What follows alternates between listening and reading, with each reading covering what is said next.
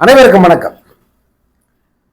தேர்தல் மிக பரபரப்பாக தேர்தல் வேலைகள் பார்த்துக்கிட்டு இருக்காங்க. அத்தனை அரசியல் கட்சிகளும் திமுக அதிமுகங்கிற பேதம் இல்லாமல் அவர்களுடைய தேர்தல் பரப்புரைங்கிறது மிக பிரமிக்க வைக்கும் அளவுக்கு இந்த வேகாத வெயிலில் ஓடி ஓடி பரப்புரை பண்ணிக்கிட்டே இருக்காங்க. முதல்வர் மு.க.ஸ்டாலின் பார்த்தீங்கன்னா ஒரு நாளைக்கு அதாவது நூக்கன் கார்னர் இருவாங்க, இந்த மூலையிலிருந்து அந்த மூலைக்கு அப்படிங்கிற மாதிரி சென்னையில் அங்கே வேட்புமனு தாக்கல் பண்ணுறாரு, திருவாரூரில் பிரச்சாரத்துக்கு போகிறாரு, அடுத்து திருநெல்வேலி போகிறாரு. அதே போல் எதிர்கட்சி தலைவர் எடப்பாடி பழனிசாமி அவர்கள் அவரை தேர்தல் பரப்புரையில் அவர் ஸ்டாலினை விட ஒருபடி நான் மிஞ்சி காட்டுறேன் அப்படின்னு சொல்லிட்டு அவரும் சூறாவளி பிரச்சாரம் பண்ணுறாரு. இந்த தேர்தலை பொறுத்த வரைக்கும் பிரமிக்க வைக்கிற பிரச்சாரம் அப்படின்னு சொன்னால் அது உதயநிதி ஸ்டாலின் தான். அவருக்கு கூடுகிற கூட்டமாகட்டும், கூட்டத்தில் அவர் பேசுகிற விதமாகட்டும், இது எல்லாமே ஆச்சரியப்படத்தக்க வகையில் இருக்கு. இதில் ஆச்சரியம் என்னன்னா, அதாவது அவர் பேசுறதோ அல்லது அந்த பிரச்சாரத்தை முன்னெடுக்கிற விதமோ அல்ல, அந்த ஒரு எனர்ஜி இருக்கு பாருங்க. அவர் கொடுக்குற ஒவ்வொரு அதிரடி அந்த ஸ்பீச்சும் எதிர்கட்சியை நிலைகுலை வைக்குது. எடப்பாடி பழனிசாமி மு.க.ஸ்டாலினுக்கு பதில் சொல்றதை விட இவர் உதயநிதிக்கு பதில் சொல்றதே போதுன்ற அளவுக்கு அவர் திக்குமுக்காட வைக்கிறாரு உதயநிதி ஸ்டாலின். சரியான பிரச்சாரம். இந்த தேர்தலை பொறுத்த வரைக்கும் பிரச்சாரத்தில் நிஜ தளபதினா அது உதயநிதி ஸ்டாலின் தான். நான் இதை ஒரு சார்பாலாம் சொல்ல, பார்க்குற அத்தனை பேருக்கும் தெரியும். குறிப்பாக வட மாவட்டங்களில் அந்த திருச்சியில் ஆரம்பித்து திருச்சி, திருவண்ணாமலை, இப்போ வேலூர் மாவட்டம், இங்கெல்லாம் அவர் பண்ணியிருக்கிற பிரச்சாரத்துக்கு கூடுகிற கூட்டத்தெல்லாம் பார்த்தீங்கன்னா உண்மையிலே ஹேட்ஸ் ஆஃப். இப்படி எல்லோருமே அவர்கள் பரப்புரையை சரியாக பண்ணிக்கிட்டு இருக்காங்க. அடுத்து எங்கே வரேன்னு தானே நீங்கள் கேட்குறீங்க. இங்கே தான் வரேன், இந்த தற்கூரியோட பிரச்சாரத்துக்கு தான் வரேன். இவன் என்ன பண்ணுறான், ஒரே ஒரு நாள் 2 இடத்துல பிரச்சாரம், அதில் 1.5 பிரச்சாரம். அது ஒரு இடத்துல 10 நிமிஷம் பேசினவன் முதல்வர் தொகுதிக்கு வந்ததோ ஒரு 2 நிமிஷம் கூட பேசல. வேற ஸ்கிரிப்ட் வேற இல்லை, அதே ஸ்கிரிப்டை இங்கே ஒரு 4 வரி உளறிட்டு வேனுக்குள்ளே போனவன் நேராக வீட்டுக்கு போயிட்டான். கேட்டால் அங்கே ஒரு ஸ்டாம்பிங் நடக்கிற ஒரு சூழ்நிலை இருந்தது, அதை தவிர்க்கிறதுக்காக பண்ணிட்டான்னா அது மேபி அது நடந்திருக்க வாய்ப்பு இருக்கு. தவிர்த்தது நல்லது தான். ஆனால் சொல்கிற காரணம் தான் தப்பு. ஏன்னா முடியல, வெயில்ல என்னால் பிரச்சாரம் பண்ண முடியல, அதனால வீட்டுக்கு போறேன்னு அவன் வீட்டுக்கு போயிட்டு குப்பர் அடிச்சு படுத்துட்டான். நான் இது அன்னையிலன்னு சொல்றேன். இன்னைக்கு தான் உண்மையான ரீசனை எல்லாரும் சொல்றாங்க. விஜயால வெயில்ல பரப்புரை பண்ண முடியல, அதனால் அவன் வீட்டுக்கு போயிட்டாங்க. ஆனா இதை சொல்ல முடியுமா ஜனங்கிட்ட? உடனே பழியை தூக்கி வழக்கம் போல திமுக மேல போட்டான். அங்க எங்களுக்கு பாதுகாப்பு இல்லை, போலீஸ் ப்ரொடெக்ஷன் சரியில்லை அப்படின்னு திரும்ப போயிட்டு தலைமை செயலாளர்கிட்ட அவங்க மனுவெல்லாம் கொடுக்குறாங்க, தலைமை தேர்தல் அதிகாரி கிட்ட. இதுல என்னன்னா, ஏண்டா முதல்வர் பிரச்சாரம் பண்றாரு, உதயநிதி பிரச்சாரம் பண்றாரு, சரி இவங்களாவது ஆட்சியில் இருக்கிறவங்க, எடப்பாடி பழனிசாமி எதிர்கட்சி தலைவர், அவர் கூட்டணியில் இருக்கிற அத்தனை பேரும் திமுகவை கடுமையாக விமர்சனம் பண்றவங்க, பாஜக, பாமக, அமமுக அத்தனை பேரும் கடுமையாக பேசக்கூடியவங்க, முதல்வர் ஸ்டாலினை கடுமையாக அட்டாக் பண்ணக்கூடியவங்க. அவங்க இது வரைக்கும் ஒரு குற்றச்சாட்டு சொல்லியே, எங்களுக்கு பாதுகாப்பு குறைவுன்னு சொல்லவே இல்லையே. நாம் தமிழர் கட்சி சீமான் மூளைக்கு மூளை பறந்து பிரச்சாரம் பண்ணிக்கிட்டு இருக்காரு. அவர் இது வரைக்கும் ஒரு குற்றச்சாட்டு சொல்லியே. உனக்கு மட்டும் எப்படி போலீஸ் பாதுகாப்பு குறையா போச்சு? நீ உன்னை நீ என்ன நினைச்சுக்கிட்டு இருக்க? இசட் பிரிவு அல்ல ஒய் பிரிவு பாதுகாப்பு தானே உனக்கு. ஒய் பிரிவு பாதுகாப்புன்னா நீ என்ன பெரிய கவுண்டர் கேட்குற மாதிரி நீ பெரிய வெள்ளரி விதையா? நீ உனக்கு மட்டும் தனி பாதுகாப்பு தருவாங்களா? அத்தனை பேருக்கு சமமான பாதுகாப்புன்னு தான் அங்க தேர்தல் அதிகாரி சொல்றாங்க. சமமான பாதுகாப்புன்னா மற்ற அரசு, நீ யார்? நீ ஆட்சியில் இருக்கியா? உன் கட்சி என்னவா இருக்கு? முதல்ல தேர்தலில் போட்டி போடுற நீ ஆப்டால் ஒரு நடிகை, அவ்வளவுதான். உனக்கு அதுக்கு மேல எந்த ஒளி வட்டமும் உனக்கு கிடையாது. உனக்கு என்னடா கூடுதல் பாதுகாப்பு தருவாங்க? எல்லா கட்சி தலைவர்களுக்கு என்ன பாதுகாப்போ அந்த விளக்கெண்ணதான் உனக்கு கொடுக்குவாங்க. உனக்கு மட்டும் தனியா என்ன பாதுகாப்பு தருவாங்க? மாறி மாறி மாறி மாறி போய் அங்க கம்ப்ளைண்ட் கொடுத்துக்கிட்டு இருக்கான். ஏற்கனவே அவங்க திட்டி தான் அனுப்புறாங்க. உனக்கு மட்டும் தனியா என்னடா பாதுகாப்பு தர முடியும்? எல்லாருக்கும் தரக்கூடிய சமமான பாதுகாப்பு தான் உனக்கும் தர முடியும்னு சொல்லி தான் அனுப்புறாங்க.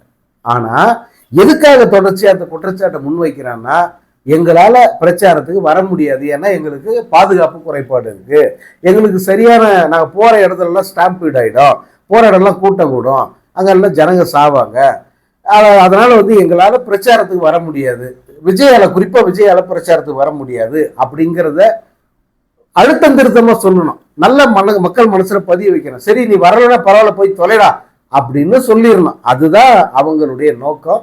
அதைத்தான் ஆதவ அர்ஜுனாவும் புசி ஆனந்தும் இன்னைக்கு போய் தேர்தல் அலுவலர்கிட்ட அவங்க திரும்ப மனு கொடுத்துட்டு ஆத்துன்னு வந்து ப்ரெஸ் மீடியா கிட்ட பேசுறாங்க. ஏன் இவனுங்களை பேச விட்டு வேடிக்கை பார்க்குறாங்கன்னு எனக்கு தெரியல. இப்போதும் சொல்கிறேன், இது ஜனநாயக நாடு, பேச உரிமை இல்லையா? நீங்கள் எல்லாம் கேட்கலாம், தாராளமாக பேசலாம், கருத்தை சொல்லலாம். ஆனால் அவதூறு பரப்பக்கூடாது, பொய் சொல்லக்கூடாது. அவன் பொய்யை தவிர வேறு எதுவுமே இது வரைக்கும் பேசலை. உதாரணத்துக்கு நேற்றைய ஒரு பிரச்சார கூட்டத்தில் பாட்டில் அடிச்சிட்டாங்க, மது பாட்டில் வந்து அடிச்சிட்டாங்க, பெண்கள் காயமாயிட்டாங்க அப்படின்னு வந்து பேசி மேடையில் அசிங்கமாக எவ்வளோ முடியுமோ அவ்வளோ அநாகரிகமாக வந்து அவன் கத்தி கூப்பாடு போடுறான். உடனே போலீஸ் வந்து என்னன்னு விசாரித்து 2 பேர் தட்டி தூக்கிட்டு வராங்க. பார்த்தா அவங்க 2 பேருமே தாவேகா கட்சியை சேர்ந்த 2 குடிகார நாய்ங்க. அதுங்க பாட்டில் தூக்கி போட்டதுக்கு அவன் ஸ்டாலின் மேலே பழி போடுறான். ஸ்டாலின் எல்லாத்தையும் நிறுத்துங்க அப்படிங்கிறான். திரும்ப திரும்ப முன்னாள் முதல்வர்ன்றான் அவன் இன்னைக்கும். இது எல்லாத்தையும் ஏன் பார்த்துக்கிட்டு இருக்காங்க அப்படிங்கிற ஆதங்கம் தான். அவன் பேசுவதை முடக்க வேண்டும் அப்படின்னு நான் சொல்லலை. ஆனால் இப்படி அநாகரிகமாக பேசுகிறா, வரம்பு மீறி பேசுகிறா, பொய்யான குற்றச்சாட்டுகளை முன்வைக்கிறா. அதை ஏன் இவங்க பார்த்துக்கிட்டு இருக்காங்க? இங்கே இவ்வளோ வாய்க்கிளி இதில் இவனுங்களுக்கு. அங்கே பாண்டிச்சேரியில் பிரச்சாரத்துக்கு அனுமதி கேட்குறான். 23 இடத்துல பிரச்சாரம் பண்ணுன்ட்டு. அதெல்லாம் விஜய் பண்ணுவானா? 23 இடத்துல போய் பேசக்கூடிய ஆளா விஜய்? 1.5 இடம் தான் அவன் அதிகபட்சம் பேசக்கூடியது.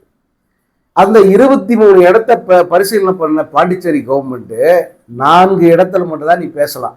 மீதி எங்கே நீ தலையே காட்டக்கூடாது. ரோடு ஷோன்னெல்லாம் ஏறி கையை கூட ஆட்டக்கூடாது. மூடிக்கிட்டு கம்முன்னு கிளம்பிடணும். 4 இடத்துல மட்டும் அனுமதி கொடுக்குறாங்க. அப்படின்னா என்ன அர்த்தம்? ஏற்கனவே பாண்டிச்சேரியில் ஒரு பெரிய ஒரு கொலாப்ஸ் பண்ணுறதுக்காக முயற்சி பண்ணான்.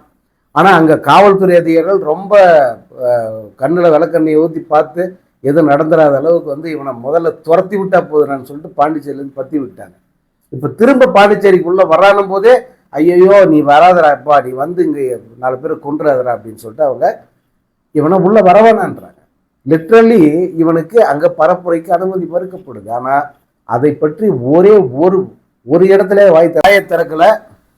பாண்டிச்சேரியில் இருக்கிறது ஒரு வகையில் பாஜக ஆட்சி தான். பாஜக கிட்ட நீங்கள் முறையிடலாமே, பாஜகவை நீங்கள் குறை சொல்லலாமே. ஆனால் குறைஞ்சபட்சம் வந்து எங்களுக்கு உரிய பாதுகாப்பு கூட நாங்கள் கேட்கலாமே. எதுவுமே கேட்கல. அனுமதி கேட்டால் அனுமதி மறுத்துட்டாங்க. வாயே மற்ற எல்லாத்தையும் மூடிக்கிட்டு கம்முன்னு இருக்கான். ஆனால் தமிழ்நாட்டில் மட்டும் இவன் கேட்குற அனுமதி உடனே கிடைச்சாலும் இவனுக்கு முதல்வருக்கு சமமான பாதுகாப்பு வேணுங்கிறான். என்ன கேட்குறான்? முதல்வர் வந்து வந்தாலே வந்து அவ்வளோ பேர் 2000 போலீஸ் வராங்க, எனக்கு அதுக்கு நிகராக பாதுகாப்பு கொடு. நீயே முதல்வரை ஒன்னாடா விளக்கண்ண, உனக்கு இன்னும் எவ்வளோதான் கேவலம். இன்னொன்று ஒரு பரப்புரை.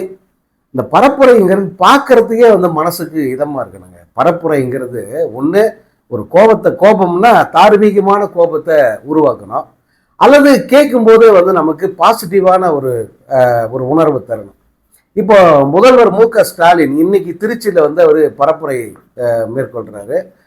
அது ஒரு 10 நிமிஷம் நம்ம அவர் பேசுறத கேட்குறோம். உண்மையிலே வந்து பாசிட்டிவாக இருக்குது. அவர் நிறைய விஷயங்கள் அவங்க செஞ்ச சாதனைகள் சொல்கிறாங்க. எதிர்கட்சி மேலே குற்றச்சாட்டு வைக்கிறாரு. பாரதிய ஜனதா கட்சிக்காரங்களை கடுமையாக தாக்குறாரு. ஆனால் அது கடுமையாகவே நமக்கு தெரியல. அதை கொஞ்ச நேரம் கேட்கணும் அப்படின்னு நமக்கு தோணுது. எடப்பாடி பழனிசாமியோட பரப்புரை பார்க்குற அவர் வந்து மு.க. ஸ்டாலினை கடுமையாக தாக்குறாரு. குறிப்பாக உதயநிதி ஸ்டாலினுக்கு வந்து அவர் மறுப்பு தெரிவிக்கிறாரு. நான் என்ன வந்து மோடியோட முரட்டு பக்தன்னு சொல்றியப்பா, உங்கள் தாத்தா தான் வந்து வாஜ்பாய்க்கு முரட்டு பக்தன் அப்படின்னு போட்டோலாம் காட்டுறாரு. பட் அதை வந்து நம்ம ரசித்து தான் பார்க்குறோம். எந்த வகையிலும் நமக்கு இரிட்டேட் ஆகவே இல்லை. ஆனால் இந்த தற்கொலை பசங்க உனக்கு மைக்க பிடிக்கிறான், நமக்கு உண்மையில உடம்பெல்லாம் எரியுது, அவ்வளோ கோபம் வருது. இவனுங்களை நேரம் மட்டும் உண்மையாகவே வந்து நேரில் ஒரு சாதாரண மனநிலை உள்ள ஒரு 4 பேரை வந்து அவன் பேசும்போது பக்கத்தில் நின்று இருந்தாங்கன்னா ஓங்கி பலார்னு முகத்தில் குத்திடுவாங்க, அரைஞ்சிருவாங்க. அந்த அளவுக்கு கோபத்தை வரவழைக்கிற மாதிரி இருக்கு அவனுங்க பேசுறது. காரணம் அவன் பேசுறது அப்புறம் அவதூறு. பொய்யையும் அவதூறு மட்டுமே வந்து ஒரு மேடையில் நின்று பேசுறான். இது நடக்காததை நடந்ததா சொல்றான். யாரும் அவங்களே செஞ்சுட்டு பழியை தூக்கி அடுத்த முறை போடுறான். இதையே வந்து அவங்க தொடர்ச்சியா செஞ்சுக்கிட்டு இருக்காங்க. இது அரசும் போலீஸும் தேர்தல் கமிஷனும் வந்து வேடிக்கை பார்க்குதே அப்படிங்கிறதா வந்து நேற்று நம்முடைய ஆதங்கம். அதை பதிவு செய்த இப்போவும் வந்து அதை தொடர்ற.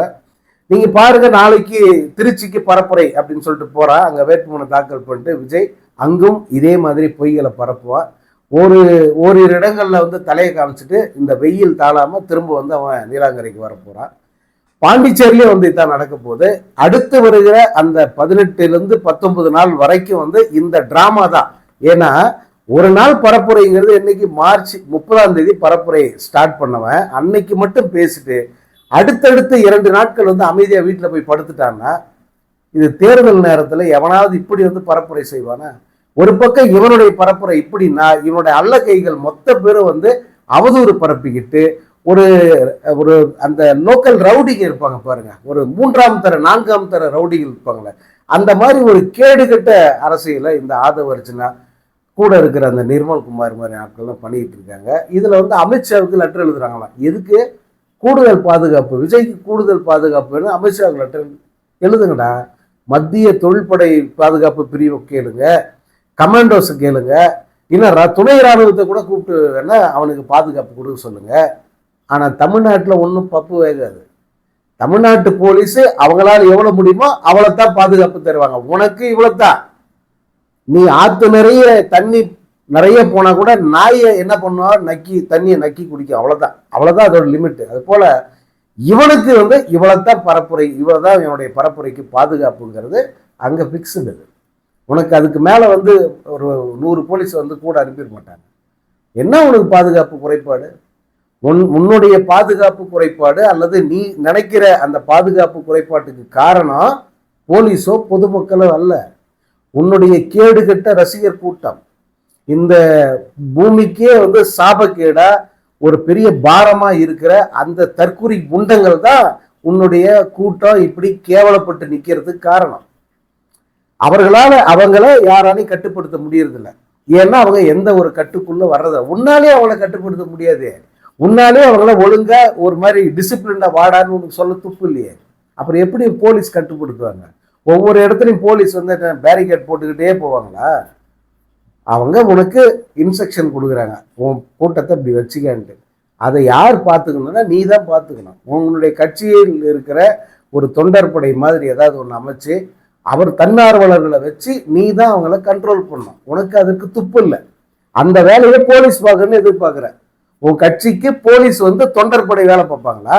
அதை நீ எதிர்பார்த்துக்கிட்டு அமித்ஷாவுக்கு லெட்டர்னா அமித்ஷா வந்து அங்கிருந்து வந்து என்ன படை இராணுவத்தை அனுப்புவாரா உனக்கு பாதுகாப்புக்கு?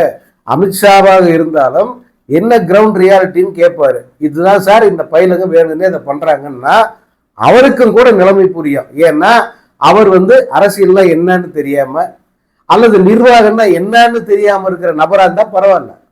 அவர் ஒரு மூத்த அரசியல்வாதி, நமக்கு கருத்து வேறுபாடு இருக்கு, அவரை பிடிக்கும் பிடிக்கல, அதை தாண்டி அவர் ஒரு மூத்த அரசியல்வாதி, ஒரு அமைச்சர், மத்திய அமைச்சர், ஒரு நிர்வாகி, பல மாநிலங்களில் ஆட்சியை தீர்மானிக்கக்கூடிய இடத்துல இருக்கிறவரு. அவருக்கு தெரியும் இதுல எது கிரவுண்ட் ரியாலிட்டி என்னன்னு சொல்லிட்டு. நீ கம்ப்ளைண்ட் கொடுத்த உடனே வந்து இங்க போலீஸ் அப்படியே படை இரட்டிப்பாயிடுமா? தமிழ்நாடு காவல்துறையில் வந்து அங்க இருக்கிற காவலர் எண்ணிக்கை 2 மடங்கு மாறிட போதா? அதனால இவர்களுடைய அந்த இயலாமை, இவங்களுக்கு முறையா பிரச்சாரம் பண்ண, சரியா பிரச்சாரம் பண்ண துப்பு இல்லை.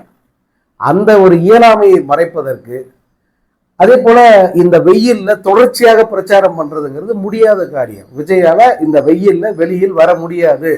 அதை வெளியில வர முடியாதுங்கிறத மறைமுகமா சொல்றதுக்கு தான் வந்து தொடர்ச்சியாக அவர்கள் இந்த மாதிரி வேலையை வந்து பண்ணிக்கிட்டு இருக்காங்க. விஜயனுடைய பரப்புரைங்கிறது அடுத்த 3 வாரங்களில் 3 முறை நடக்கும். அவ்வளவுதான். இந்த 3 வாட்டி வந்து அந்த ஷோ காமிச்சிட்டு போறதுக்கு தான் வந்து இவ்வளோ தூரத்துக்கு வந்து இவங்க சீன் போட்டுக்கிட்டு இருக்காங்க.